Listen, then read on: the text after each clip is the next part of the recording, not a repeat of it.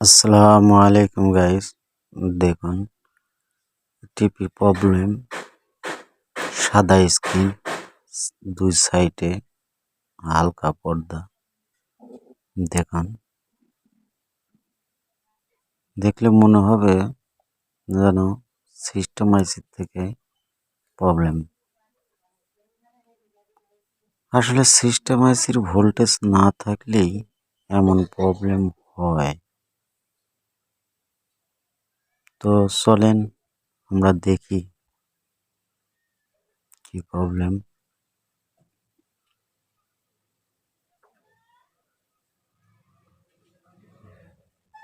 তো আমি একটু ক্লিয়ার করে দেখাই আপনাদের। 109 ভোল্ট ওকে,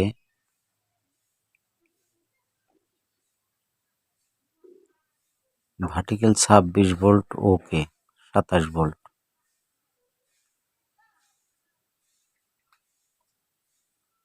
11.3 ওকে, 16 ভোল্ট ওকে।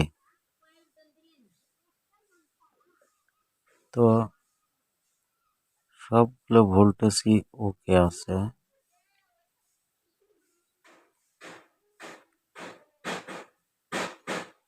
5 ভোল্ট ওকে,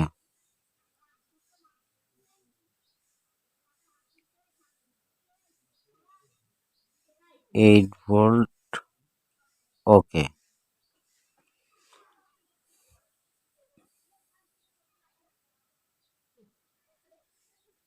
হায়ার ভোল্ট দেখুন,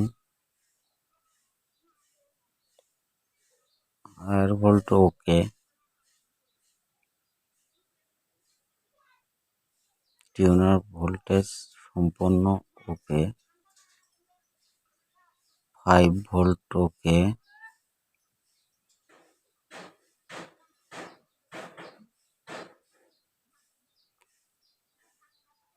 মেমোরি ভোল্ট 5 ভোল্ট নেই বন্ধুরা, 0।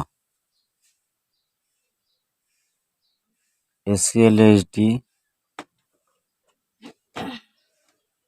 0।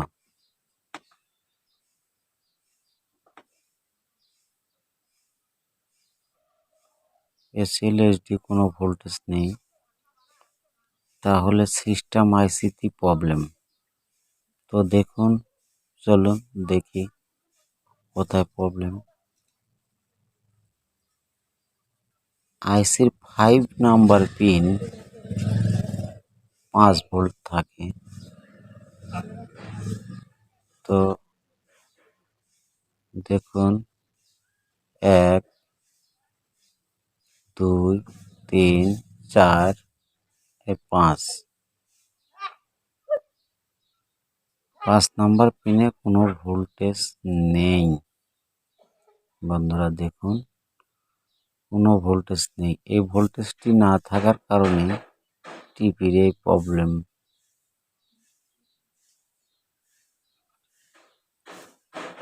তো দেখি 5 ভোল্ট কোথা থেকে সাপ্লাই, দেখি চলুন।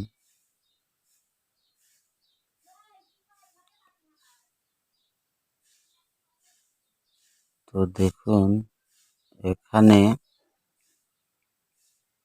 12 থেকে একটা ভোল্টেজ এই আইসিতে যাবে ডায়োড দিয়ে 5 করা। তো 12 ভোল্ট থেকে দেখেন 12 ওকে, কিন্তু 12 থেকে যে 5 হয়েছে সেই ভোল্টেজটি আমাদের নেই।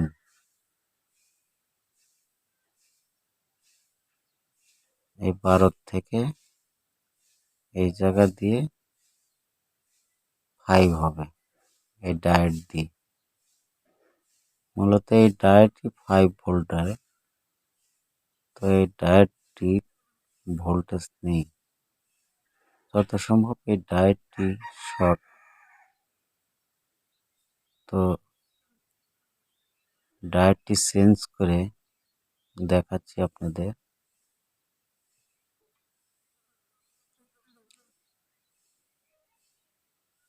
দেখুন 5 ভোল্ট এখন ওকে। ভোল্টেজ আইসির 5 নাম্বার পিন